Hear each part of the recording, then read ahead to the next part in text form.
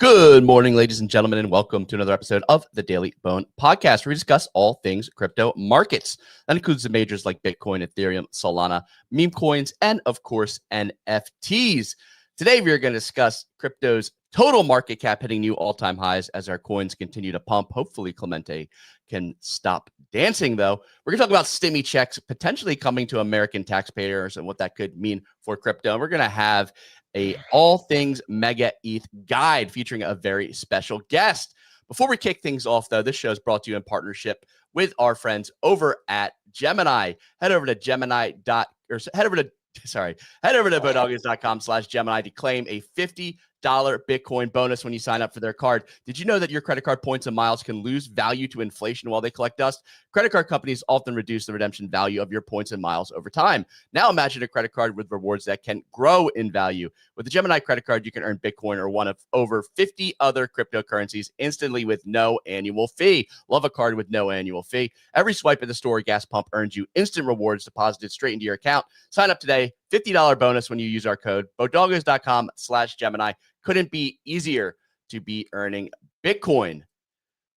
That being said, we're going to kick off our show. We're going to bring to the stage a very, very special guest, friend of mine, host of The Modern Market, chief marketing officer, and go-to-market guru for MegaETH. Welcome to the stage. Welcome to the show for the first time, I believe. Bread Guy, how you doing, Bread? Ooh, first time. So it may not count. You guys have to tell me this. I hung out with Clemente back in the fantasy top days. I came on a weekend show. I remember this background. I had this background, and we were shooting the shit and playing the markets on a Saturday, Sunday, something like that. I remember this. I was watching that live. Those were a ton of fun. Those Blast creator podcast. I'm not going to count it. Not the normal podcast. Not going to count it, but definitely friend of Daily Bone and have been on with us before. Yeah, that was fun. I think you were on. B-Check was on. ICO Beast was on some of those. Those were a legitimate blast, and it's funny that Blast is peeking its head up again. I saw not all the wrong ways. On the timeline. Was that you? Was that your idea? Was that MegaETH post? Yeah, that was I had just like seen it all over the place, and it's like, okay, we actually did, like, we are going through our audits, and had one completed, and I was like trying to think of how I could play into it, and I was like, oh shit, put Blast Devs on the audit report, and so came back clean. No Blast Devs showed up in our code. That was a big relief. Oh, I feel so bad. I said it yesterday, but just those poor devs who just went out and developed a unique L2 with native yield, which is no simple task, and now are just almost like pariahs in the crypto landscape. Yeah, but who's even making them pariahs? Probably dumb people. Yeah, CBV. Yeah, oh my god, they have two Blast Devs. Yeah, we were talking about on the show this morning. Is objectively, Blast, on a technical level, executed very well. Like if anything, it's actually a good sign to see that you have Blast Devs, because they shipped product that didn't have any exploits, right? But Pac-Man kind of fucked everyone over. Yep, 100%. Yeah, the tech was there, but I guess really the future looking execution didn't really hit. What they were building with Blast Mobile, I feel had the follow through. Yeah, that's the only way I can articulate it. Because when you look back, why did it stop? Because it had everything, had the momentum, had all these people, had an engaged community, and then all of a sudden it just silence. It's just after, I guess it's kind of after TGE, there's just no follow through. Yeah, not ideal. I was still a Blast proponent for a long time. I was earning yield on their mobile app, and until it basically just became unsustainable with Blast price action. So it was all right, I'm gonna cut ties. It was like losing a long lost friend. I was like, all right, I see you, Blast. Yeah, maybe I'll do something in the future. Wow, markets are pumping though. I'm feeling good. Kicks, how you feeling on this little bit of a market rally? I'm feeling great, man. Both Thesis still intact. Really excited for Q4. Really excited for October. October is generally the fireworks part of Q4, because we talk about Q4. There's 3 months in Q4, but usually by the time you're getting to mid-late November, you're seeing some toppy action. Sometimes we see alts follow through longer. Last year, going into January of this year, we saw alts follow through into January with Trump coin being Pico top. And then sometimes alt season even pulls through to April, May, like we saw in 2021 rolling over to 2022 with NFTs. But based on, you know, how I've been observing things, because you know, I really want to crush this Q4. And usually how it plays out is for alts, like September is a great time to buy. Early October is still a good time to buy. Late October, things are moving. You can still get in and make some multiples. November, you can still get in and make some multiples. But like if you're trying to go for those real Valhalla plays, you want to be picking your bets now, because this is when things really start to re-rate and move up.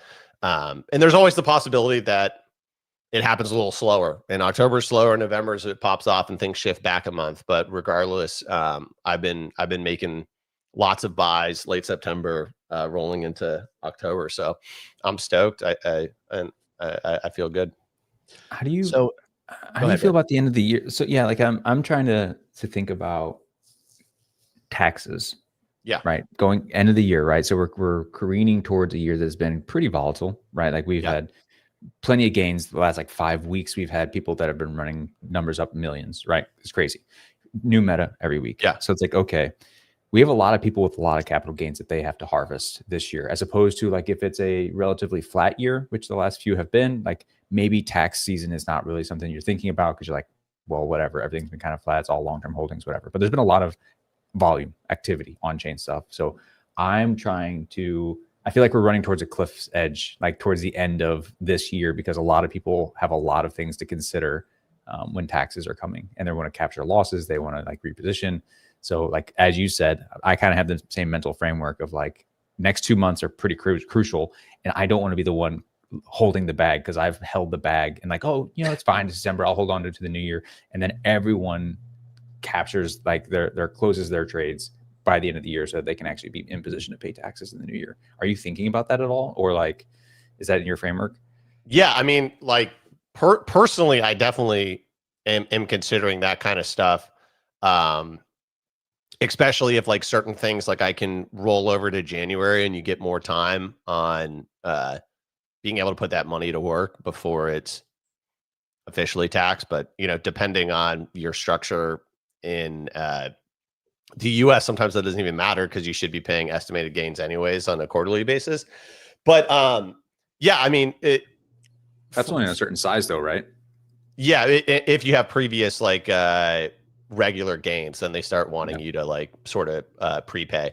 But for me, I'll always, especially like on alts, I'll just take profits when I think they're good. Like I don't like try to time it, like meaning oh, I'm going to try to sell this January 1st, or I'm going to try to like sell it in November. When the gains are good enough, I'm going to sell it. I'm never going to try to like time it around taxes. So you're just on the trade and not on like the overall, like in each individual trade you're trying to time. Yeah. Yeah. But like things like majors, like Solana, Ethereum, where people got really low average buys and they're already in long-term capital gains. I think like for those people, very much so, they could be looking in like Q4 to like time their sales to exit.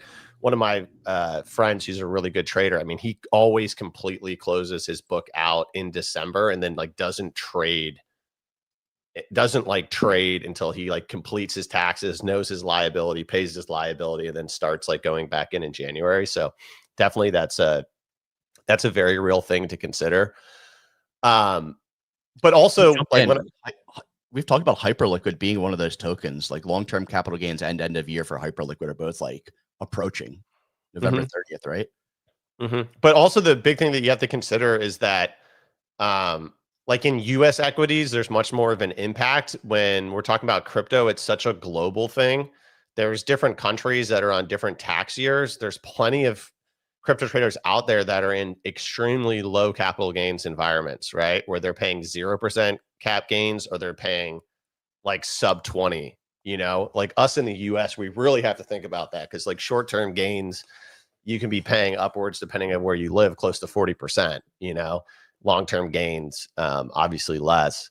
But but you know, crypto is like such a worldwide thing that a lot of people aren't having to worry about that so much. And then also structurally with the majors, with like ETFs and stuff like that, big money coming in. I don't know. I think a lot of them will probably eat the flows. The biggest thing I'm thinking about, Bread, is just how this cycle is going to play out. Meaning, like, do we get just the same every single time? Q4 is the Pico top, right? Or is this time really different? And the structure, you know, the structure has really changed. That's the biggest question that I'm thinking about, and I don't have an answer. Yeah, I mean, anyone who says they have an answer is lying to you, right? Like, Yeah. no one knows. But same here. I hesitate to say this time is different, but like it feels different. It feels different.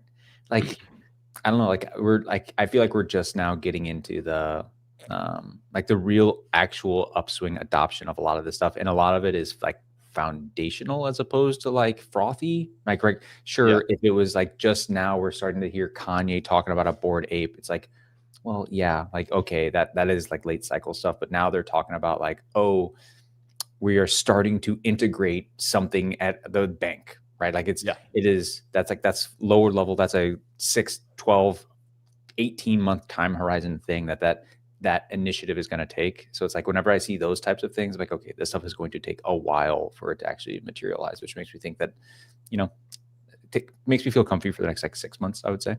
Yeah. And I mean, last cycle, 2021 Q4 November, we have like the Fed literally saying we're selling all our stocks, the Federal Reserve, under the guise of like, we don't want to have a conflict of interest, you know, like the biggest top signal of all fucking time. Then you had Elon Musk absolutely giga dumping shares. You had like Chamath. You just had a lot of like people were exiting aggressively. But like now I look at where we're at today, and the biggest thing is just the money devaluation that's actually happening, which is like the biggest bull case for Bitcoin and underlying crypto, right? And yeah, sure, there's going to be like some selling, but like also you see like what's happening with gold, right? Yeah. And exactly melting up, and it's like, are people really going to be like, cool, I'm gonna sell all these things into cash, pay my taxes, and then where am I going to put my cash? Because I don't want to sit on that cash, because that cash is just going to get eroded. They say it's 4% inflation. We all know that if you factor in like your money sitting there versus what everybody else is doing with their money, it's like 12%, it's 15% that you're going to lose every year just sitting in cash. So this guy C-Crumb says you guys should hold for the super cycle. This guy's gonna be like, cool, I'm gonna dump on all the diamond handers. Yeah, I see this. I'm the same though. Yeah, man, it's all like, and you're seeing across the world, right? Like China and India are all upping their exposure to gold. Like everyone is trying to get out of the dollar at like size. You're frankly like, why fight that? Yeah. And if you want a real, not conspiracy, but like some people are saying that the BRICS are accumulating gold, and US and the Western countries play is to not care about gold, and they're actually going to prop Bitcoin up as the new gold. And so you're going to have the BRICS trying to back their currency basket with gold, and we're going to see the Western nations use crypto as their backing for their coin. I love that for my bags. Me too. Me too. My mom called me last night, and she was very concerned about Donald Trump buying all the Bitcoin and then devaluing the dollar. And she's like, do I need to be buying a lot of Bitcoin? She's hearing the same thing, isn't it? Like, do I need to be buying Bitcoin right now? What's going on? Tell me what to do. Where should I put my money in crypto? I'm like, I feel very off put, like trying to give people like advice and saying like, hey, buy Bitcoin at the Pico top. So it's like tough. Even like, it's my mom. Like, I'm not going to steer her wrong. I'm like, hey, maybe like start out with like a little bit just to like make sure you feel safe. Maybe get some gold. But like, it's just crazy that like everyone's beginning to have these fears. Not just, I'm comfy pushing those people to stocks. Like I still hesitate on crypto because like it is a volatile asset, even if Bitcoin is like hardening some. But I'm comfy pushing them to like degen stocks, right? Or just like tech stocks, like probably going to go up relative to the dollar. Yeah, for sure. I mean, just equity baskets too. Like, Yeah. That's your best bet. And she's like, I don't know. We had a little long conversation about it, and she was just very freaked out by the devaluation of the dollar. It's like she just figured it out. So that was interesting. We have a lot to talk about though. Why don't we do a weather report, Kicks? We'll kick it off here, and then we'll jump into some more of the topics we have. Okay, yeah, that sounds great. Boom, boom, boom, boom. Ladies and gentlemen, dude, it happened again, Ray. What the hell's going on, dude? I don't know. Are you on the wrong? Am I on the wrong one? What's going on? Oh, I'm on the 17th, dude. This is me, dude. I'm on the 17th. You're on the wrong week. Ladies and gentlemen, today is Friday, October 3rd. The majors are up on the day with Bitcoin over 120 grand. Ethereum just under 4,500. Solana at 230, hype down slightly, $49. Over the past 24 hours, over $130 billion was added to the crypto market cap as the total crypto market cap set a new all-time high.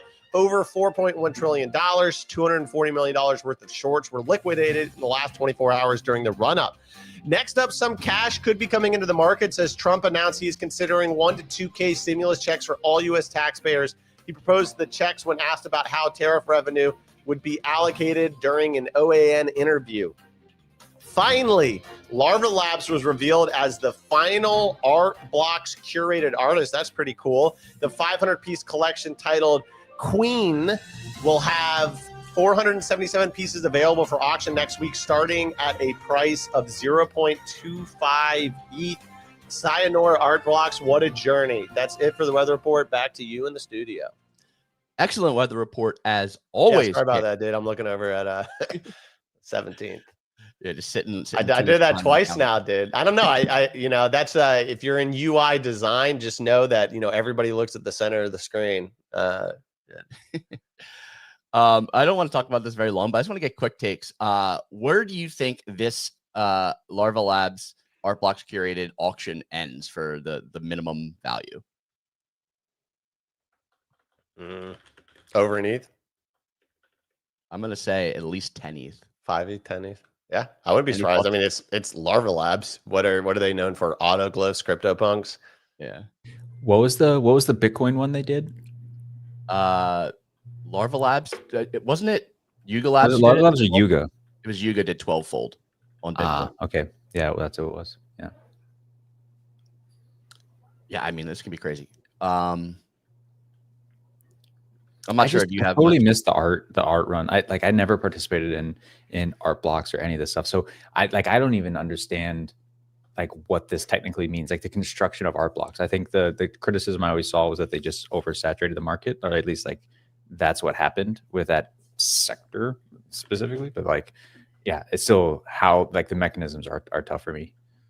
Yeah, I mean, Curated are like quote unquote like the top of the food chain over there for art blocks. What you said is kind of like the biggest slight against them. Like, hey, there's just way too much supply of these curated collections.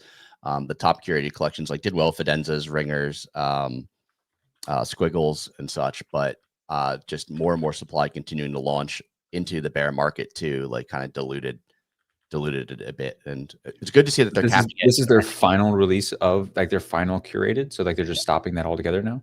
Yep. Yeah, it's part of like, I think they're calling it like the Art Blocks 500. I think it's like 500 collections is going to be like the final like overall like collection of everything, and then this is the final curated release in that 500. So it's fitting that it's from Larva Labs. I think it's going to be very hotly contested. I'm interested to see what the price action is going to do here, and then maybe we see a little bit of a run in other art collections as Art Blocks gets a little bit of attention on some of these big numbers. But don't want to talk about that for much longer. We have a ton to talk about today. We talked about the overall market. One thing that was interesting to me, I saw this chart posted by Milk Road. I want to kind of get your thoughts about this, both Bread and Kicks. Looking at the macro Bitcoin trend line across a very long period of time, like it almost looks like this, where we hit at that 124 all-time high level is like long-term resistance.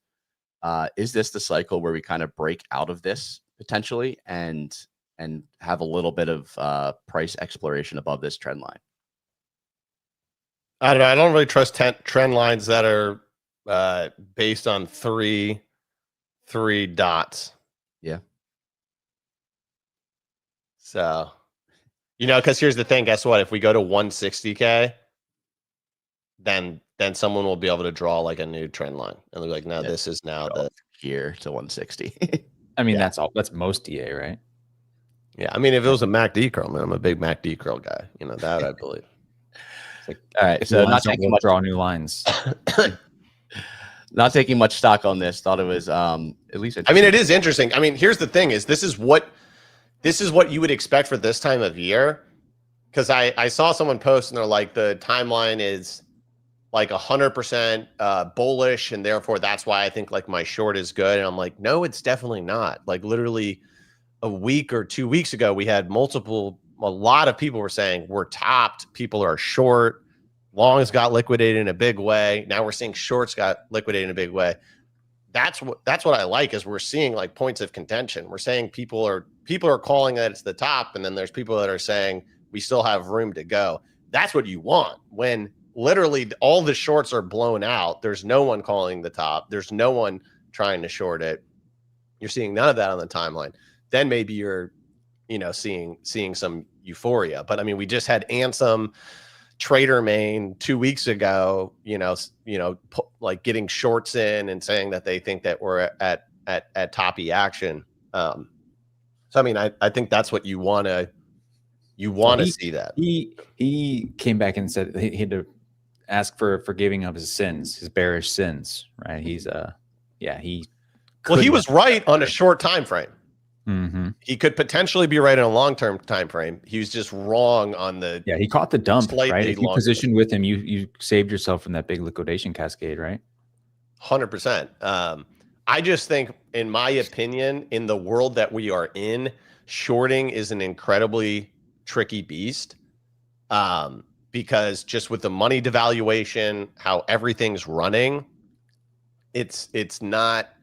It, like, a lot of times you can be right on something, like this company's in the stock market, this company's trash, it's overvalued, and it could still just drag up with the rest of the market, albeit a laggard compared to everything else. But like, shorting is a very tricky thing. I think when you short, you got to short on small time frames. You know what I mean? Like, a lot of people want to go for the Luna hero trade short, right? But a lot of times it's, hey, the market feels a little frothy, let me short it down 20%. Cool, I made some money. Let me get out of it.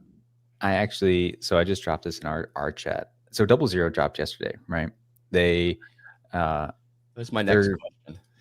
Really? Well, yeah, I've just queued up. This is Kick saying, someone show me DoubleZero. Okay, so I'm gonna show you on like I think people are fucking themselves with this over shorting thing, because like DoubleZero I actually think is good as a project, like infrastructure play. Like, it's a one of one. Whenever you're talking about its actual vertical, there is no comp to it. 2, it's being led by Austin Federa. Guy's very smart. And what he's doing is like genuinely needed in the industry. Cool. Does not mean it's a good token. If you look at the actual, I'm looking at the chart now. I'm looking at look at the 1 hour. It's starting to look like it's bottoming out a little bit. Mm-hmm. And look at the funding on it right now. It's at negative 0.25%. People are shorting the shit out of this because the token allocation was being fudded to hell, because it's like 35% to Jump, because Jump's a major contributor. They had 5% TG unlocked, and like, it just wasn't given out to community. There was no like just big airdrop for people to claim. So everyone thinks this is going to go to zero, just because of bad pie chart. And I'm thinking now everyone is really offsides on shorting this thing. It looks like it's starting to bottom out a little bit. Mm-hmm. They gave all the tokens to like it's all the team. It's the team, it's Jump, and it's a few of these like professional players. I'm wondering if they fucking run this up and like smash all these people that think they're cute and they're gonna short this thing because of like, I don't know. So I'm thinking about maybe even putting on a long here and just like catching a liquidation run. Wait till they hear about stocks. Yeah, right. Yeah, like look at the insider allocation on this company, man. 100%. They didn't airdrop to anyone. Yeah. But that's the thesis. Like, so like, if you actually want someone to show you, like, I can show you this thing. It's actually like, I can show the tech. Whether or not the token's good is TBD. Yeah, well, I mean, token narrative is stronger than token fundamentals, at least on short-term horizons. And if there's not like big unlocks coming soon. Yeah, see, look, DoubleZero, Jump are the only two that are unlocked, plus validators. Everyone else is subject to standard lockup. So like the supply is actually pretty low, and it's in the hands of people that are contributors to the actual thing that want the token to go up. I don't know, man. Like who are the sellers here besides Jump? Yeah, no, but seriously though, there's not airdrop to sell into. And I mean, once again, if we just think about like Q4 structurally, new coin, everyone likes new things. New coins run the hottest. One in its vertical. Like there's no comp to it. So what are they doing? I've heard they're the Cloudflare for crypto. I've heard that they're I saw a picture like they were putting internet cables in the Atlantic, I mean, they literally are internet cables. So it's just like, the general thesis is like, you think of Solana. Solana has nodes all over the world. Like this is all blockchains, right? You have a bunch of nodes all over the world that have to talk to each other. Right now, today, they have to go over the public internet, which means it has to hippity hop across like just what's available to it. And it has to fight against your mom downloading cat videos at the same time, right? So like it's congested, it's not efficient. You have to go like through cities that maybe are not a direct line. What DoubleZero has done is they are utilizing untapped bandwidth and high quality lines between data centers across the world and dedicating that bandwidth to high performance systems. It's partnering with Solana. So like Solana validators can opt into this. And then it means the Solana validators, which are distributed, now communicate faster. So it means blockchain gets faster, right? You could actually like make the blockchain more efficient. So it's not a B2C, right? DoubleZero is not something for me. It is something for Solana. It is something for MegaETH. It is something for Aptos. All of these chains that are high performance, we're having a talk with Austin because like this is something that is useful to us as a high performance system. Yeah, and I'm checking. I got 10 more coins to look at. They're the only coin in the top 100 with that's not a stable coin with a number in their ticker. I like that. See, it's different. It's cool. I mean, when it was DoubleZero and it was like 2Z, I'm like, I like that. I like that level of creativity. Cool. Well, I'm glad you're on here because I think I will. I'll do a little long on this guy. I really like your thesis. Who's going to sell? Charts bottoming. Yeah. Over shorted. I like this. We saw a bit of a pump yesterday on it. Like this could have been like one of those the airdrop pattern, right? Yeah. Dump and then climb and then now it's rounding out. Find the bottom. Yeah, I'll keep an eye on this too. I may be joining as well. We're talking about this. We're talking about other coins in Q4. Kix, are you ready to reveal your grand thesis yet? Everyone is asking, where have you put the 7.5% of your portfolio? What are these 6 mystery tokens? Do we have an answer yet? Not yet, because I have to wait for my my buddy on the West Coast to get online. But in the next 48 hours, this is what I will say. It is if you just look at what's happening in crypto. This is actually the most obvious alt sector. If you see what is happening in crypto in terms of attention, mind share, super undervalued, super early. I am totally fine being wrong on this, but I think that is it a revived thing or a new thing? New thing. We do like 20 questions on this. Okay, new thing. Do any of the tokens begin with the letter S? No, I will share it over the next 48 hours. It'll be obvious, and it's still early. It's not like I'm, trying to get a cabal behind it or anything like that first. All right, we're going to be waiting, and we're going to be sitting in the Bodogga's whale chat waiting. I'm sure you're going to drop it there first, right? Or maybe teed up trades next week. I'm not going to wait that long. Okay. All right. Love to hear it. All right. We've talked a lot about the market. We give you just opportunities. I now want to talk with Bread specifically about MegaETH. How about it'd be great if you could give us like a very high level overview of what MegaETH is for someone who might not be familiar. And then I want to dive into a number of these different dApps that are being built on MegaETH. There's some that are very interesting that I want to kind of like ask a couple of questions about as well. But I'd love like a high level overview of what's going on over there and like any sort of maybe timeline. If you have some sort of timeline on launch. Yeah, I'll see what I can reveal on that. Okay.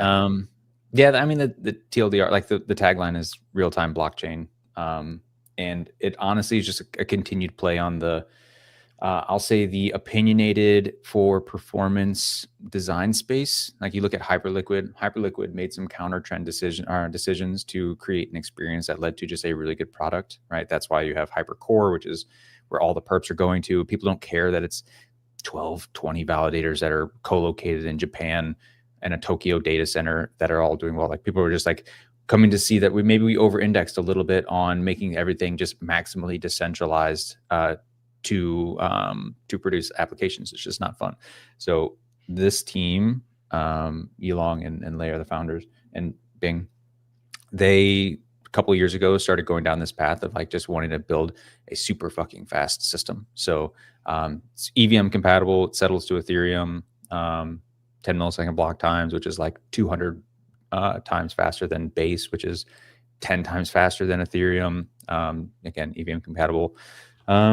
Yeah, so it's just high capacity, low latency. It's like as if Hypercore, right, where Hyperps are built, was just made as a generalized blockchain that anyone could build on it. So Hyperliquid, the actual like application is really good, but everyone is quarantined to Hyper EVM, which is super slow, like 2-second block times, 10 million gas block. Like it's very small. We have like our single transaction capacity is, I think it's 130 times the size of an entire block of Base. It's like a single transaction can mint 500,000 NFTs, right? It's ridiculous that what these guys are doing. Cause like their entire career was built on fucking up data centers with high capacity, low latency design. And like, we're just bringing that to blockchain. And what's the big unlock tech wise? Like how do they achieve I'm not it, or that like, smart with this stuff, us? but like ZK, like ZK syncs, or they're doing Yeah, they're just nerds. So like it's kind of like, okay, think about Solana's Fire Dancer, right? So Solana right now has a client which is Anza. That's like what is the Solana blockchain. It does a certain amount of performance because of the code, right? Literally the code. Are you guys built in Rust as well? No, it'll actually be EVM, but we rewrote the entire thing. But like, actually, no, I apologize. We will be in Rust. So it's the EVM, but the code base. So Reth is like the paradigm kind of equivalent of Solana, similar to like, but what Fire Dancer is taking what is Solana and rewriting it entirely to make it really efficient. And therefore, same fucking thing. It's just really, really, really fast, just because the code is more efficient. Because I remember reading like last year that someone figured out how to do Rust EVM compatibility. Like you could code in Rust and still launch EVM smart contracts. So yeah, so like Solidity. So Solidity is like the smart contract language, but you can still have the client, which is like the thing written in Rust. Gotcha. Right? So we are written in Solidity. It is EVM, but like the client itself, which is you can be Go, you can be Rust, you could be whatever. Solana, the SVM is written in Rust. We are the Reth client, but we rewrote the entire thing even further, like just to use some of these underlying things that the founders specialize in, like the MIT and Harvard, like all the Stanford, all like the big accolades. They sound like they got recruited by high frequency trading hedge funds. Yeah, I mean, in terms of like those guys care about speed, like so much, like milliseconds is the difference between being profitable and losing. Honestly, that's what we're really leaning into, is like trying to create efficient markets for it. So we're even like leaning into some of the co-location stuff. We're like trying to get down to, again, block times for the EVM world are basis 200 milliseconds, right? And that's like as fast as you can get, and we are 10 milliseconds. You can't do like Hyperliquid stuff on 200 ms. No, you can't, right? Hyperliquid is at 70 ms, and even that is like pretty, and they have a slow lane, right? Like they bump everyone, or they speed everyone up for the cancels. We're trying to get it down to 10 milliseconds, 1 millisecond. So like it's literally just like it's instant. So you can feel it in some of the apps that you play with. But it'll be more apparent once we're live and people have real money on the line. You can actually like see some of this shit, but that's the game. That's awesome. Yeah, speed matters, man. Especially when we're talking about tokenizing everything, bringing everything on chain, right? I've been reading a lot. One of my favorite books is The Man Who Solved the Markets, about Renaissance technologies. And then I've been reading this other book, Dark Pools, and it's just so wild hearing about how these people end up winning just like due to speed. Like people don't understand like how Citadel makes so much money off of Robinhood order flow. And it's literally just Robinhood sending your order to NASDAQ, but they give it to Citadel, and then Citadel beats you to NASDAQ, pushes the price up and sells you a higher price thing because they're beating you by milliseconds, right? So, you said base is 200, hypercore is 70, and you guys are going to be 10 or 20 going to 1. Going to 1. So I mean that's massive, and especially when we're thinking about financial markets being able to live on chain. And that's, you guys, like, people don't realize it, but this is present in all blockchains even today, right? So like there's someone on our team who's deep in the Solana trenches. I remember seeing this. Oh yeah, this is the the game we played. So there was someone who's deep in the Solana trenches, and he's like, like what people are doing, they're paying for co-location, so literal server space inside of data centers that are next to Jito's like dominant validator, right? Because they want to be as close as they can to Jito so that they can actually like get the bundles and do all this shit. So in the actual physical layout in this data center, the price has gone through the fucking roof because there are so many people that are making so much money by being close to Jito. So like, that's something we're exploring. I mean, they're doing the same thing with prediction markets. Like if you're co-located with Robinhood or Polymarket servers as a market maker, really, you're unbeatable if you think about it. Because one thing I wondered, right? Because for example, Robinhood has like Susquehanna, and some people will talk about how like an event happens and there's still orders on the books, right? And so you can there's stale orders on the books. You can just snipe them. It's free money, right? But I'm like, why hasn't that I have ever seen a big win just on that, right? And it's because the big market makers are off the books before your order comes in, or they're also, depending on how the club's structured, right?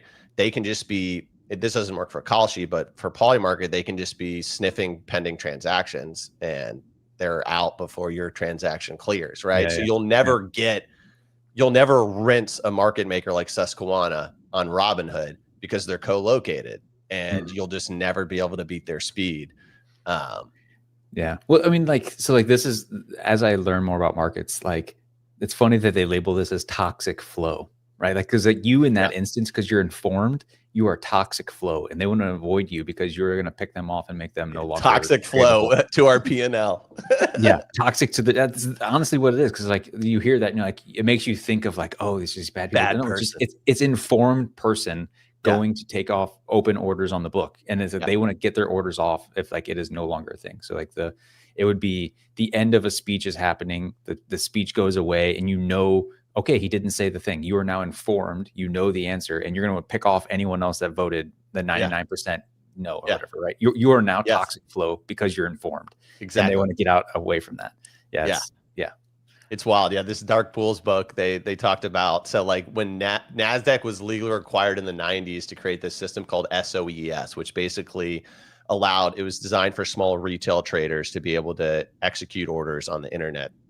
And all market makers on NASDAQ were required to post their orders onto this SOES system. And these guys out of New Jersey, just in like a, chop shop, smoking cigars, just, trying to get rich, they realized that on this SOES thing, some of these market makers leave stale orders up, and they haven't updated to the new flows. And so these guys start making millions, tens of millions a year, just sniping off of the SOES. And the book's wild because then it basically talks about how, because it's not like the market makers are the good guys in this story. The market makers hated the internet because they wanted it to stay on the phone system where they could run these fat spreads, and they were rinsing retail for billions of dollars a year.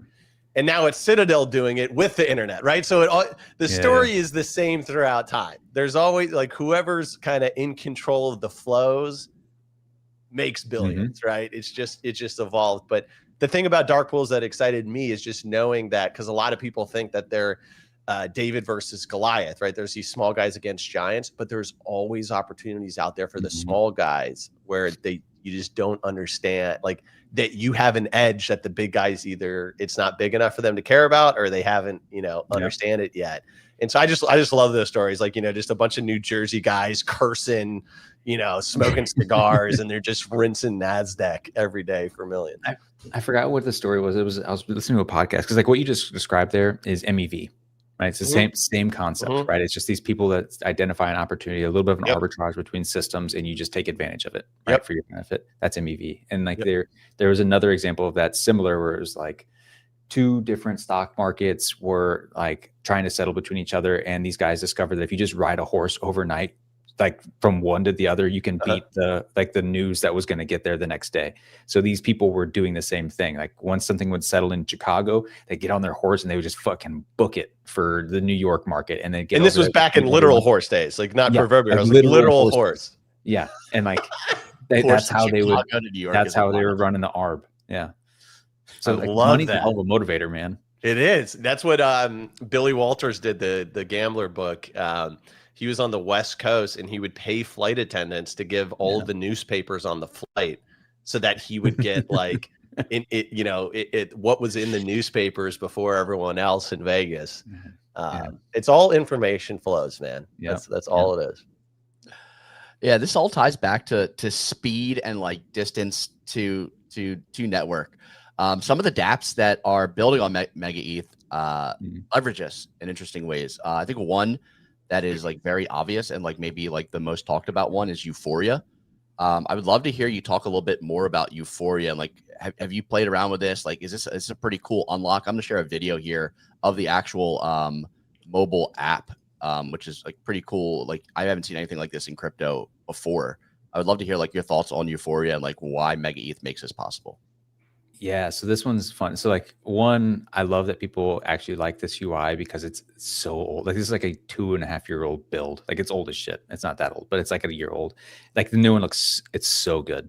But like this is the general structure. What you're actually doing here is options. It's your options trading. They just abstract it into a new flow. So what happens is wherever the point is on the actual price, the further the distance out from that actual price, you get to touch on the screen and like basically take an option, a call option or a put option in that direction. So the further away you are proximity wise from the actual current point of the price, and it gets down to like 1 second, is like the multiplier that you are giving yourself for like the potential thing.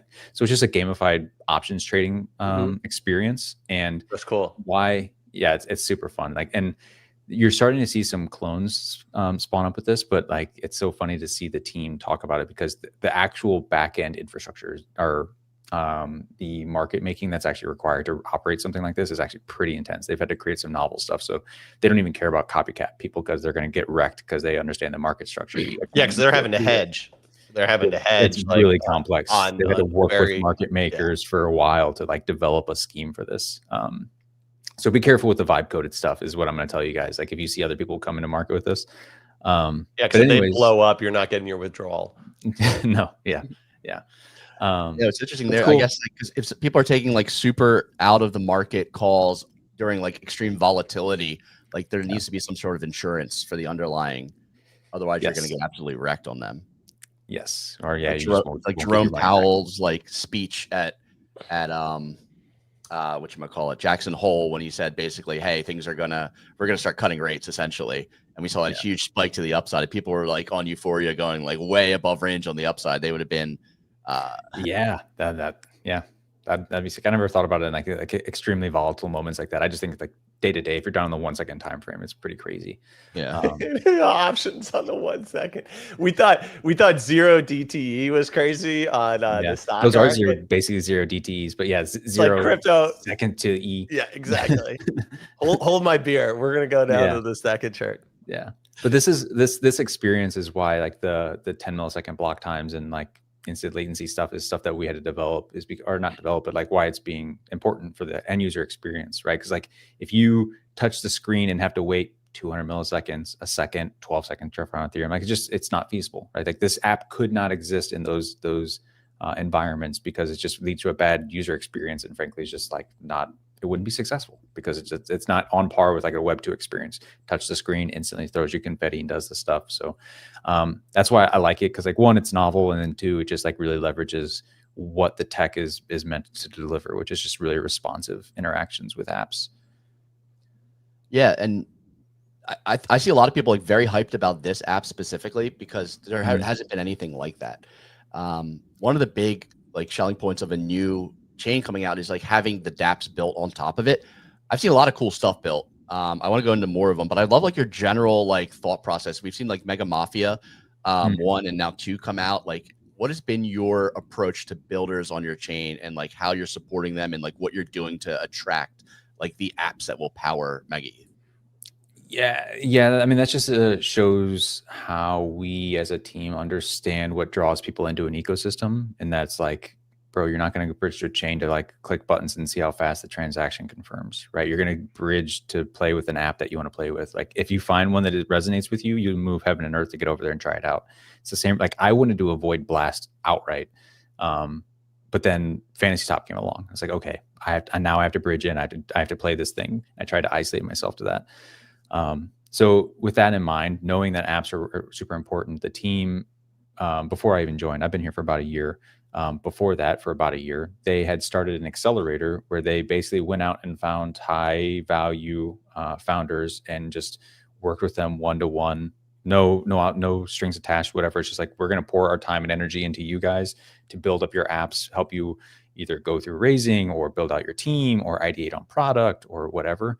And try to just like create asset class creating applications. Euphoria is one. I see Noise is on the screen there. Noise is one that does like the Kaido mindshare perps. So you can actually long and short mindshare based on that. And they want to expand beyond crypto. So like they even want to do, the guy has crazy ideas of like longing and shorting like fashion trends. Like if you can actually find a good oracle to do that on, right? You would, I want to long that bell bottoms are going to come back or whatever. Like if that's your thing, fucking do it, man.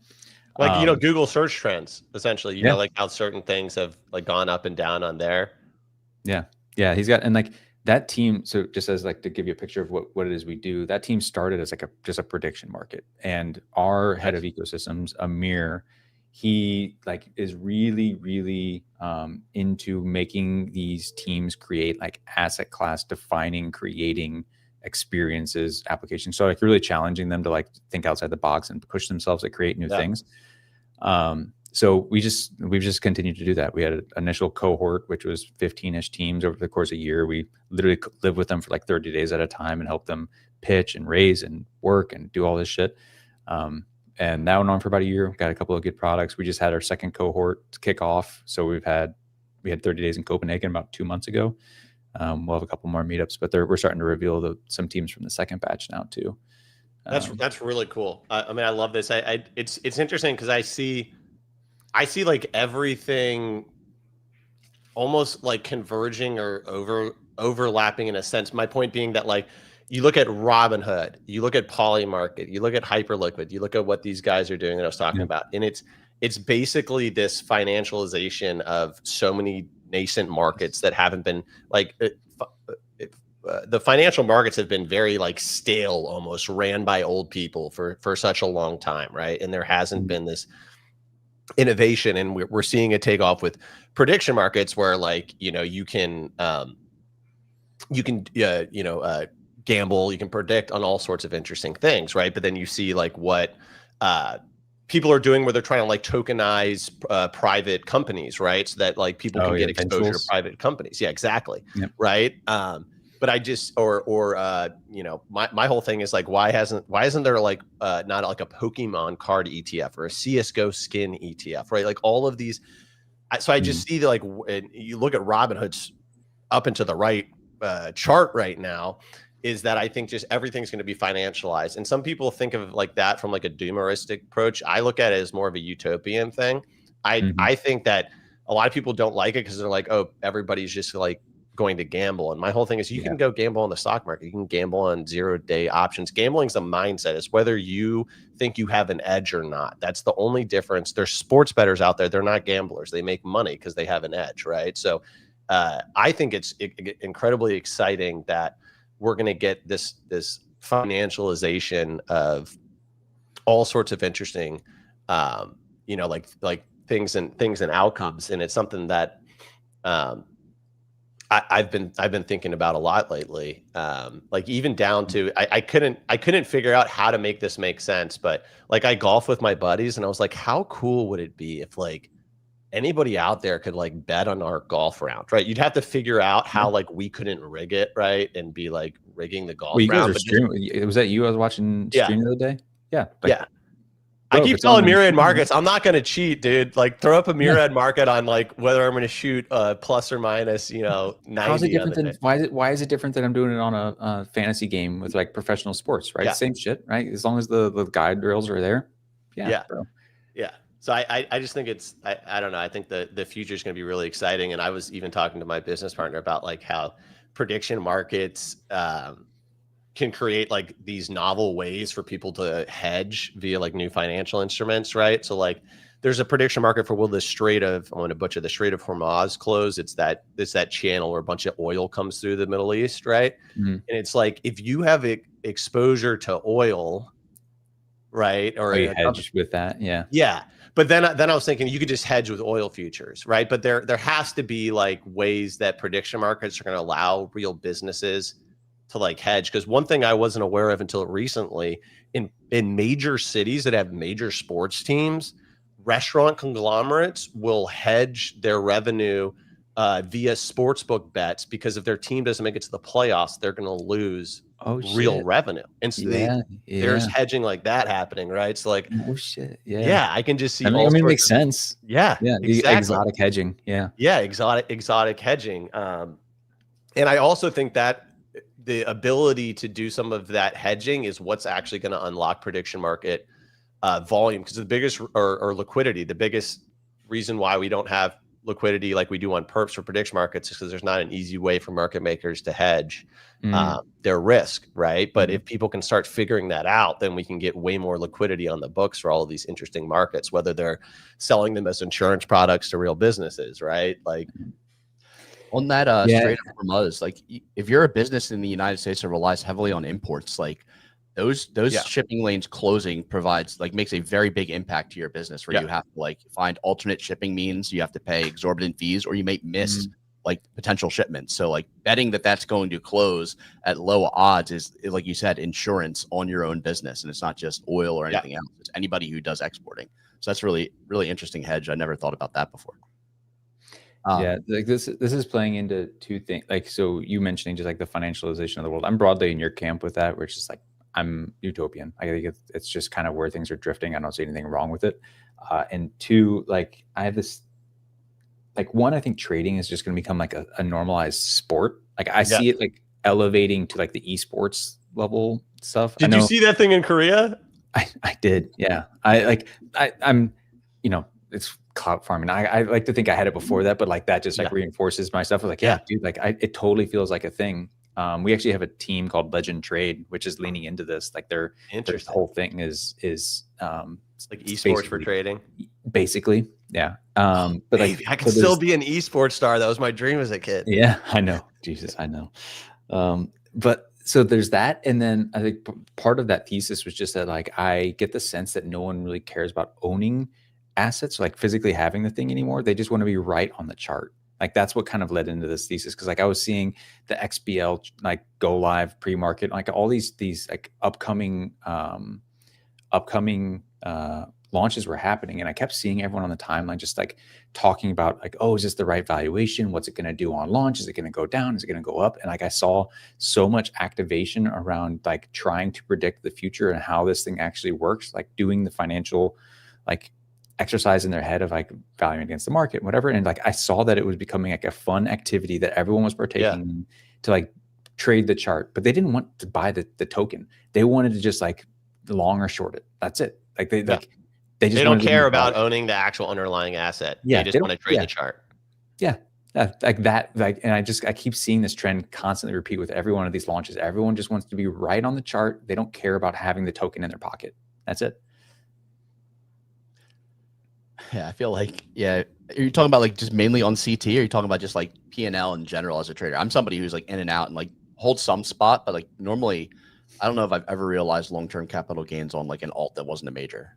But like, I think what Brett, like a great example, like when I was talking about Pokemon ETF or perp. So like, for example, saying instead of owning the Bulbasaur PSA 10, there's more people out there that just want to correctly predict the price of the Bulbasaur PSA 10 and being like 6 months from now, it's up 30%. I was right. Boom. They want to do that more than I don't care about physical. asset. I don't care about owning. I don't want to store the shit.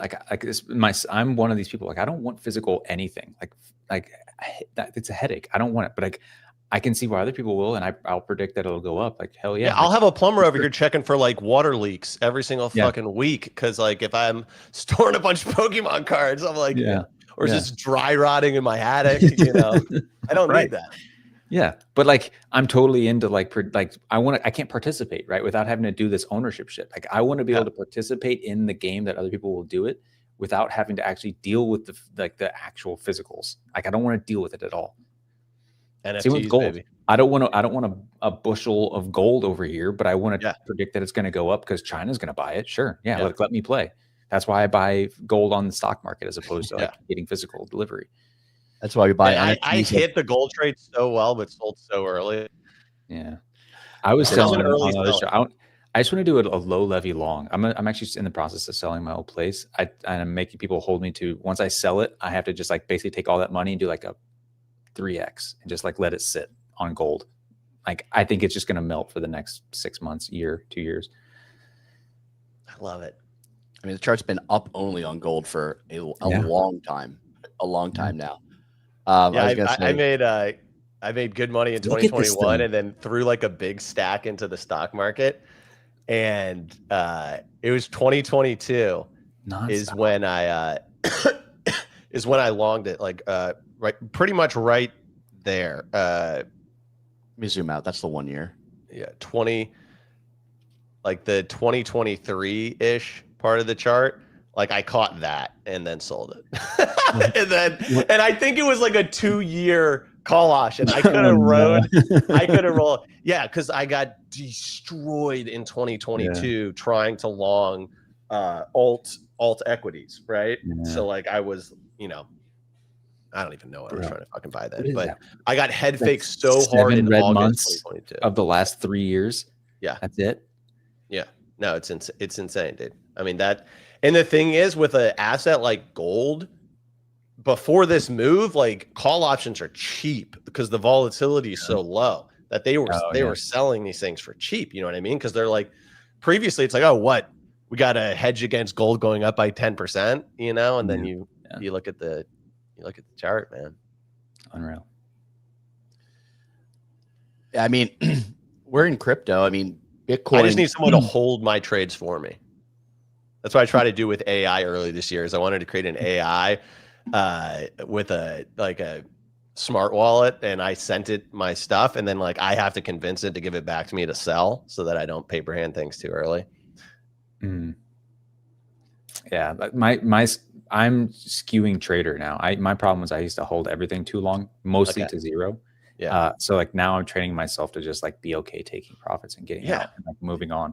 Usually when you zoom out, you're happy. On a short-term time horizon, you may feel dumb, but usually on the long-term time horizon, you go, if you sold your Bored Ape for 200K when it went to 450K, you felt pretty dumb. Fast forward 2 years later, you're like, okay, that was actually right. Yeah. More often than not, I would say. Yeah. One more app I want to look at on MegaETH. I'm not sure if you play this one, Brad, but this is the one that caught my eye that was like super interesting. It's like TCG meets poker. Did you play this? Bro, oh baby, bro, this one is so much fun. So I'll literally play you guys like later today if you guys are interested. So the founders are the #1 world player in Hearthstone, #1 world player in Magic the Gathering. Like these two guys are fucking goated. This is like a Balatro style heads up game where you play Texas Hold'em, but it's only 2 rounds. So you do the flop and then you do the river. So like the next 2 cards, and you have modifier cards that you can play against each other. It's so much fun because like you do things like, you flip the door or flip the deck, or flip the board, or like locking cards. Fucking cool, dude. Bro, it's so much fun. And you can play. I'm a huge TCG guy. Really? Huge poker guy. I played the shit out of poker in college. before when we go on Poker Stars. I played the physicals with this thing, and then like they've continued to roll out a bunch of different decks and stuff. If you're actually interested in this, it is a ton of fun. I can get you the alpha. You can play it today. You two can play against each other heads up if you want. Yeah, I love that. So just real quick, how does it mix the traditional poker with these cards? Like, are these cards just like additional things that you can do to influence the board? Yes. Yeah. So so look at this hand right here. So you get your 2 cards, right? That's your pockets. Sometimes you can see I love it suited, right?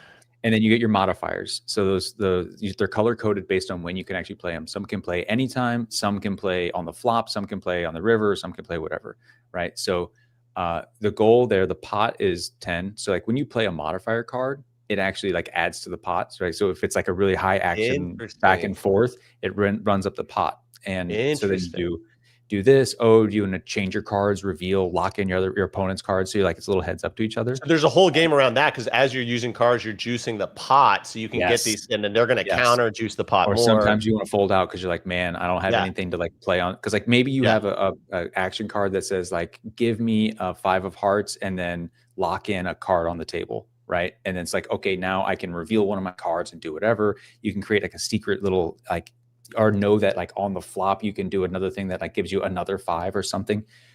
So like you're constantly, like everyone has access to the board just like a normal river or hold'em, but you have the ability to manipulate the board a little bit, either flip it or lock in cards, change cards, whatever, brick cards, or you have the ability to like change your hand or like reveal the other person's hand. It's just, dude, it's so much fun. It's really thoughtful, and yeah, it's fast paced too. So you're not like sitting there for 6 hours. I think we played a tournament where I did. I don't know. We did like 6 or 7 rounds with like 120 people, and the whole thing resolved in like 3 hours. So like each individual hand itself can go between 10 and 20 minutes. This is cool. This is really cool. Yeah, I'm a big Magic the Gathering fan. I still play that here and there with the arena. Dude, #1 dude. He's still heavy in the game. Andrej and Stani are the 2. That's awesome. Yeah, I need to check this out. I'm definitely gonna take you up on that offer. I want to jump into this. I'll give you guys some codes. Love it.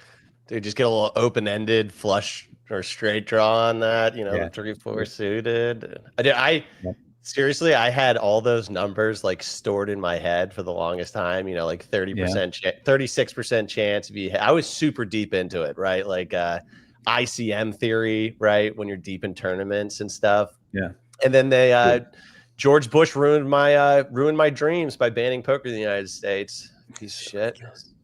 Yeah. It was the dumbest thing ever. Now you look at the world today. You're like, I can sports gamble, I can do everything, but like you still can't play poker. Yeah.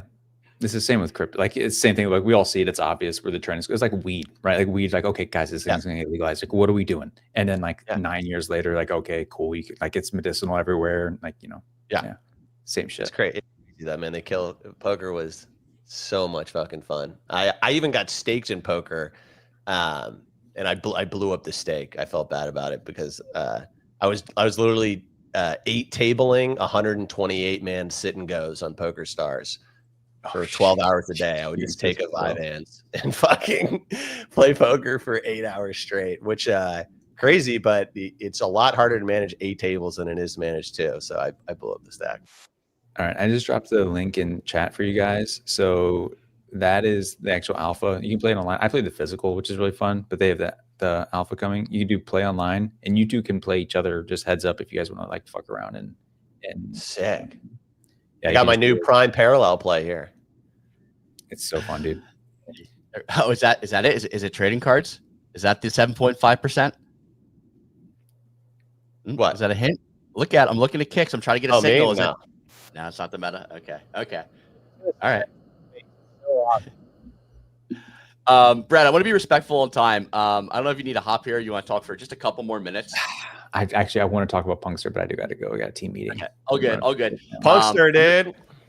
Really appreciate you having you on. If you want to just give say it. What were you gonna say? I sold 10K at 12 mil. That's fine. You know what the thing is? That's just learning that when you're so early to something, you frame it on your entry. That's how it works. You know what I mean? Like in retrospect, I should have been like, bro, what the fuck is 12 million in this industry. Like that's a zero burger. Like who gives it like 100%. You're gonna do go to 5 But here's the thing: the next time you do that, it goes to 0, dude. That's just how the fucking game works. I remember in fucking January staring at the wall. My wife asked me what I was thinking about. I was like, if I held all the 12 Bored Apes I bought at 1 ETH, it'd be $6.5 million. Yeah. You just can't do that though. You'll fucking end up in an insane asylum. Yeah. Well, thank you for joining, Brad. Sorry to hear about the Punkster trade. I didn't trade it as well. Where can people find you? What do you want to say as you leave here today? Yeah. So yeah, I mean, I'm on Twitter. So 0xBread guy is the handle. I tweet every now and then. I would say just like be on the lookout. There's gonna be some big announcements dropping next few weeks. I would say you have pretty big motion within the next 30 days. So that's actually why I have to leave. So look forward to it, guys. Let's go. Love to hear it. Thanks again for joining. I really appreciate it. I'm excited for MegaETH. I think our audiences as well. We've been talking about it. We've had some of the Bodogos and testnet. If you are looking to participate in MegaETH testnet, Brett has been very kind to send over a bunch of testnet ETH. And you can hit me up in the Bodogos Discord, and I'll send it right over to you. Just to hit me up, give me a wallet address, and we'll get you locked and loaded over there. Thanks again, Brad. I'm going to pull you down. I'm just going to talk with Kix for a little bit longer here. Thanks again. Have a later, Brad. Kix, I want to talk with you. I'm just not even going to respect your time at this point. And that's fine. You don't respect me. It's okay. I want to show the Punkster trade that happened yesterday. Somebody like a huge whale, essentially. Work of art. 1.5% of the Punkster supply day one for 17K. He now holds like 200 or like 2 million worth of it, $2 million worth of it. Yesterday, he bought one of the Punk Strategy punks. And that in turn had that 200K funneled into the chart. And then he basically top wicked the chart, selling it in one. This is what you were talking about back in the day. You were like, there has to be some arbitrage here. But I think you actually literally said this. Didn't you say someone could buy Punk STR, buy a punk, sell back into it and capture ARB? So, and I didn't dismiss it, but I was like, I don't know how much juice there is, but this proves there's juice. I think the guy netted like 50K more than if he would otherwise. Yeah, definitely. And the thing is, but what you also have to factor in is how much, but how much of that was people buying into like, oh, the second one got sold. He probably caught some value off of that too. But regardless, what a Chad, absolute legend. Yeah, we did see a pullback across the strategies on this. I think we hit 170 mil on Punk Strategy. This shot like a ton of volume into the tokens. I think the fee pool saw almost $3 million worth of 24-hour volume. Man.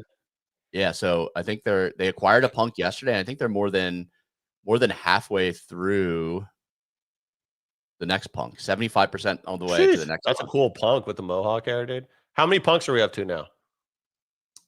We're sitting on. Yeah, just look at that, dude. When this started, remember there was like 3, dude. Now you have to scroll down to see how many. It's absolutely insane, dude. Just a work of art. 19 punks bought, 2 punks sold, so 21 total punks acquired. 17, 18 ETH worth of profit funneled back to the token. Yeah, really cool. I mean, this is going to keep acquiring punks. It's going to be entering, the top holders of punks. I get nervous with this token though. Like I what I've been saying is like I want to buy like some of these FUD dips, and this like qualifies as one. I mean, on a percentage basis, this is one of the biggest drops we've seen in a single day, 150 to 129. Nothing goes straight up.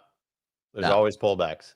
You know what I mean? Yep. If you look back last year at AI altcoin meta, right? At least 2, maybe 3 big drawdowns, but always like reclaimed, always reclaimed new highs. Yep. And the other tokens, like mainly Burb Strategy, this one's down 50% off of highs. We saw the Moonbirds price pull back almost down to 3 ETH, and then this kind of tailed down with it. What? Why? No one's believing in Spencer. I up my conviction yesterday. Yeah, that's confusing to me because like people, like it was a sell the news event for the token announcement. Like that's not news. I mean, it's opportunity for other people to buy in. It's kind of. I mean, it could be people like like trying to a lot of what you have to understand NFTs these days, NFT volume is completely automated, algorithmic. It's not real buyers, right? It's like people like hearing the news, trying to run it up and dump it to real buyers, and then selling it back down into bids on Blur when there's no real buyers, right? My personal thing, like I was thinking about yesterday, because I still have 3 Moonbirds, is at 4 ETH. I'm like, man, dude, like they're getting close to approaching 20K. Should I trim one? I'm already in the green on the trade. And I'm sitting here thinking, I'm like, I know Spencer. Like we haven't talked nearly as much as we did when he used to be on the show, but hold him in high regards, intelligence wise. Dude, unretired from fencing and then like won a championship or something. You know what I mean? Makes millions, for tens of millions for his fund off of Pudgies, right? Now he has his own project and he's dropping a token. Do you really think him dropping like he's just going to drop a basic bitch token, basic bitch tokenomics? Or is this dude fucking cooking up something legendary with like the tokenomics? And yeah, you cannot fade Spencer. I just think about it and it's like, I don't know, man. I think he's doing something. I really do think he's doing something. And I don't think people are going to, it's going to be obvious in hindsight, but I don't think people are appreciating it now. And it's like, previously I was like, dude, I want to sell one of these like up into the token run up, right? Because like Pudgies, you could sell for like 140 grand right before the token came out. And I'm over here like, okay, so like, you know, you comp that to Moonbirds. Let's say Moonbirds goes, the floor hits like 50 grand right before the token comes out. I'm just throwing out a number. Is that the time to sell? Or do you sell and then the fucking tokenomics come out and this dude's actually trying to do something big? I don't know. Maybe I'm sniffing a little hopium over here. I mean, they're doing things outside of like the NFT space. They're going down the IP route, the physicals. He's shown that he can raise like out of thin air with that like blind box he had on Solana. Like he had that blind box, like physical collectible mint that sold out, was the highest grossing RWA sale in Solana ever. And everyone's up on that buy. Everyone who bought and put hundreds of dollars into these things that we don't even know if they are up money. Like he is very good at speculation. He's very good at playing the crypto game. I'm with you. And like, I'm very, very tempted just to buy a Moonbird right here at 3.3 ETH. I'm very, very tempted. But then do I just take a smaller position in Burbster? Like, how does that factor in? Also on a fairly big pullback, like with these run-ups. Like if Moonbirds run, like how does it's kind of wild. Now you have like options, you have like derivatives, you know, you have like different ways to get exposure. It's generally a really fun world to be alive. I think the future's bright. I think we're gonna have some. I'm hoping we're gonna have some fun fireworks in Q4. I really do think that's how it's gonna play out. And dude, I don't I don't want to say it because it sounds like something that you just fucking regret saying, but I just don't feel like we're gonna have a 2022 in terms of just the catastrophic meltdowns that we've seen. This thing has gotten so embedded into the financial world. There's so much innovation coming down the pipe. I don't know, dude. Like I did my first startup in 2010, and it was a startup in the SEO space, and it fucking absolutely exploded. I was able to pay off. I dropped out of college. I paid off all my student loans, set myself up. I'm very blessed.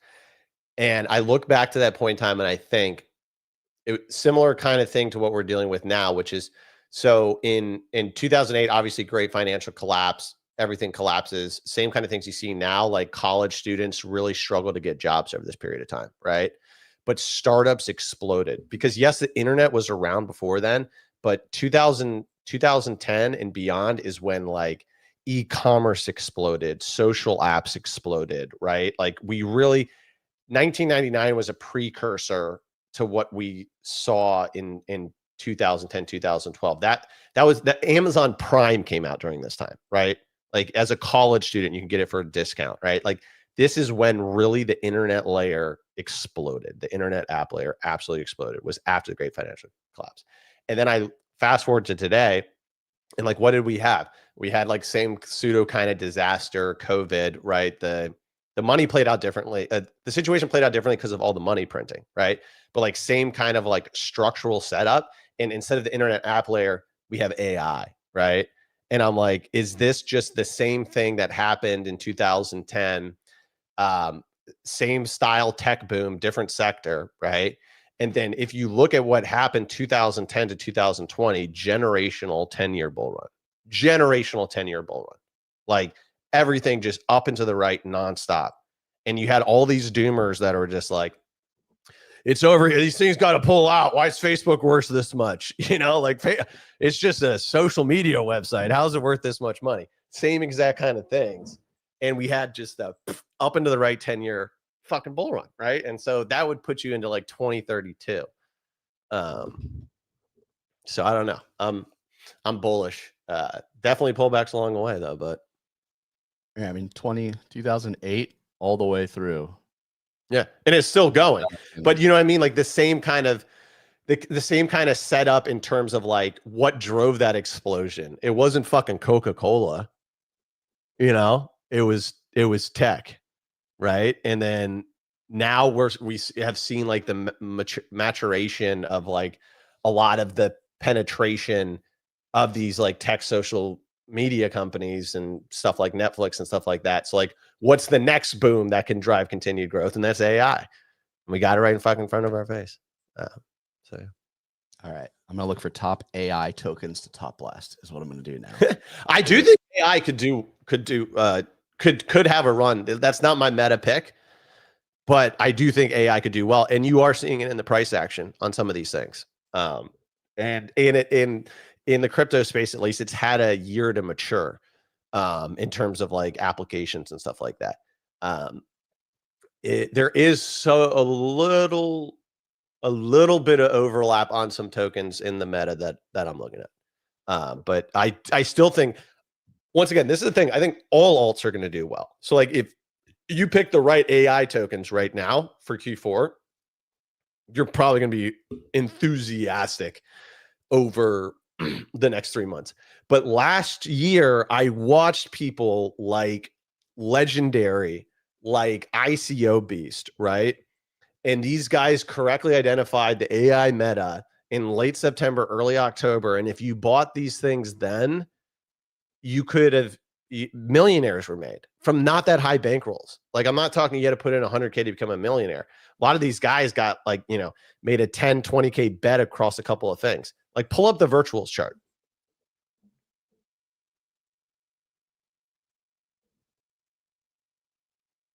Look at it in September. You see where you are on the chart? And now look at early October. Right? Like, yep. Right? And then now look at November. And then look at the Pico top. Right? 10x from November after it already ran and plateaued. Exactly. Exactly.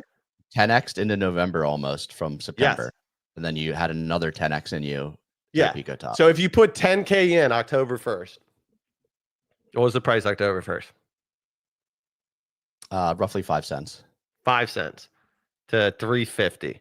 450. So 90x. No, more than a 90x, right? Oh wait, no, you're right. 90x, right?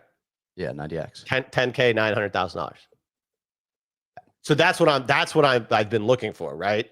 Because you could have longed other alts and you could have made 10x, you could have made 5x, 3x. That's still good money, right? But whatever the fucking thing is, you have the potential to hit, like, you know, 100x. I mean, shit, we had Punk STR. That was close to 100x in fucking 3 fucking weeks, dude. Should have been 100x for me. Yeah. Yeah, me too. Not for me either, man. That's why crypto's a fun, beautiful, but tough game. You're never gonna buy the bottom. You're never gonna sell the top. But if you're making money along the way, you're going to be good. And the more money that you stack, the more ammo that you give to allow yourself to take more long shots without risking yourself. But yes, this is what I am looking for in terms of, what is going to be. That's the chart I want to be long on right now. Well, we are waiting with bated breath to figure out what you have identified. I've been trying to identify. Honestly, but since I've been talking up so much, it's probably fucking wrong. And everyone's going to make fun of me in 2 months. That's good. But this is, me, I have said this for the last like a month and a half, at least, if not 2 months. I have been religiously looking for this thing. I was like, is it going to be internet capital markets, right? Is it going to be pump fund live stream coins? Is it going to be Zora? Is it going to be Telegram NFTs? Is it going to be Pokemon shit blowing up on the chain? RWAs, but none of them have been like, because there's like 3 things that I'm looking for. One is like the price action is starting to trend up now, but the coins are super undervalued, right? Just like what we saw with virtuals. So that's like check 1.